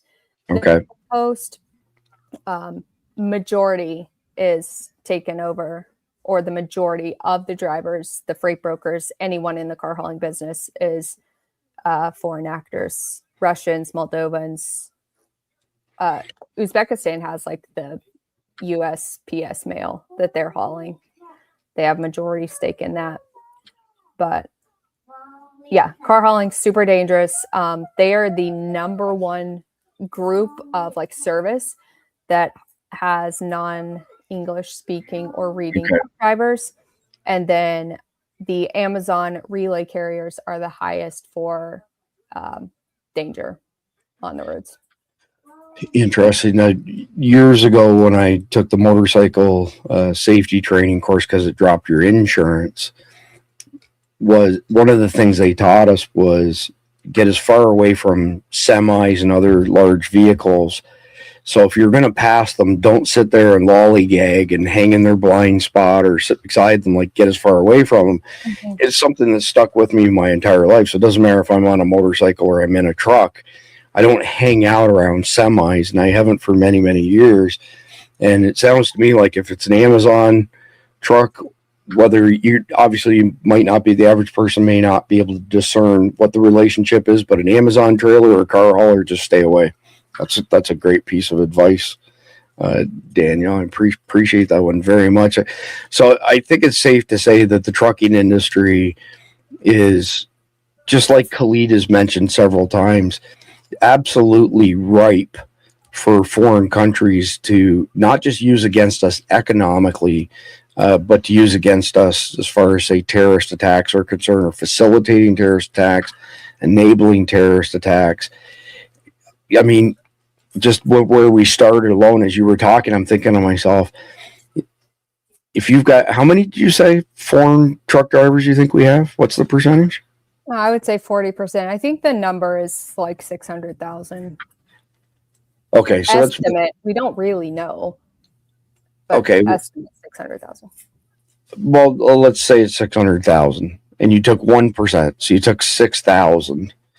If you had 6,000 semis out there that were full of weapons, bombs, sleeper cells, whatever the case may be, I mean, I don't know how you defend against that, because nobody would see it coming. Yep. Scary stuff. Absolutely crazy, scary stuff. So we're getting attacked clearly on every single different angle. So just a couple quick things. The conflicted question of the night and the hero of the day is going to return tomorrow. This is my first day back since we got back from Vegas, so I didn't get them into the brief on time. For those of you who are still in our Signal chat, put a wiggle in it. The onboarding team's trying to get y'all into our Element server lockdown. Super secure. Danielle, have you ever heard of these guys before? WasatchWagyu.com. I don't think so. Okay, so check it out. This is the best jerky in the world, bar none. Oh, we Okay. love jerky at my house. Well, check this out. So go to WasatchWagyu.com. I'm going to put the link in the chat in a second, but look at how flexible this is, right? This is like the most incredible jerky in the world. So Cindy brings me in a packet of a little while ago that Greg sent us, and she says, that's not for meals, that's for snacks. I was like, yeah, okay, I'm not buying into that. She comes home, she's like, what'd you have for lunch? I said, I made a dill pickle Wasatch Wagyu jerky and mustard sandwich. So anyway, point, this stuff is like crack cocaine. It's hilarious. He brought a bunch to SHOT Show, and I mean, people are literally trying to kill each other over it. So just so you know, if you do order some, the dill pickle is absolutely terrible. It sucks. It's my cross to bear. I am eating all the dill pickle, so don't buy the dill pickle. I got it looked after. But the rest of them are all really good. And the discount code is SD20. You get 20% off. These guys are awesome. They don't pay us any affiliate money. We get a stipend from them. Helps us defer some of our large expenses. It's very, very much appreciated. Another one, Danielle, because we're all about food here at Survival Dispatch. These guys here, Carnivalt, they've cracked the nut on freeze drying meat. So if you freeze dry meat, what typically happens is the fat spoils it. It doesn't last, has no shelf life, right? Okay. So most people, they take the meat, they cook it, they put a ton of sodium on it, they freeze dry it. It's kind of like eating cardboard afterwards. This stuff here, that bag comes with 6 ounces of, like, weight wise, 6 ounces of 100% American beef, no mRNA, no antibiotics, no histamines, none of that stuff. Where you can rehydrate it in 5 to 10 minutes, turns into 1.5 pounds of premium steak. Wow. And it's just an incredible product that nobody else has out there. It's got 25-year shelf life on it. So when I first met these guys, being a prepper, I'm thinking, man, what a great product, because we're used to hurricanes taking the grid down, and you don't have to worry about it spoiling because the freezer's not on. I mean, we have generators, but a lot of people don't. Yeah, so much for that. I get messages from people saying, they're calling me nasty names because they say I bought the Carnival. The Carnival won't stop staring at me. I had to eat the Carnival, and now I have to go buy more. So we thought it was going to be like this great prepper product. In reality, people just love it so much they can't put it down. So if you want to try it, by the way, if you go to carnival.com, the discount code's EATMEAT, one word, to get 10% off for that. WasatchWagyu.com. I'm going to throw it in chat in a second. SD20. This stuff's amazing, by the way. If you love jerky, I'm going to order some of that. You have to try this. I'm telling you, I've never ever had jerky. They sell sticks and stuff too, but these strips, what they do is when they go to the farmer's market, Daniel, they cut this up and they put it on charcuterie boards. And my wife was doing that as well before they even told us that. This is an incredible product and all American. Both of them are 100% American. So anyway, Daniel, I really appreciate your insight tonight. You didn't have a whole lot of good news for us about the trucking industry, but I appreciate you bringing some awareness to it. I hope that you come back at some point in the future and give us another update on the trucking industry. I think it's going to get better. I am working with the FMCSA on some things, so I hope it's going to get better. Well, I was actually going to say, we've got things at a very low level tonight as far as how rosy the picture is. So I was hoping you could come back in the future and give us something that's a little bit more encouraging and positive. But golly, we're under attack from every angle. So we'll be back tomorrow night, Jeff, Randy, and myself, with the next episode in our Long War series, and it's faith as a dividing line. And the theme is going to be religion as a rally point and or wedge. Basically, the summary is faith unifies some communities while deepening divides in others. So once again, Danielle, I appreciate you joining me tonight. Appreciate the insight, some scary stuff from the trucking industry. But like I said, we'll be back tomorrow night, usual time, 7 p.m. Eastern. Between now and then, please like, share, comment, subscribe. God bless our law enforcement. God bless our troops. God bless America. And enjoy the closing video. Thanks again, Danielle.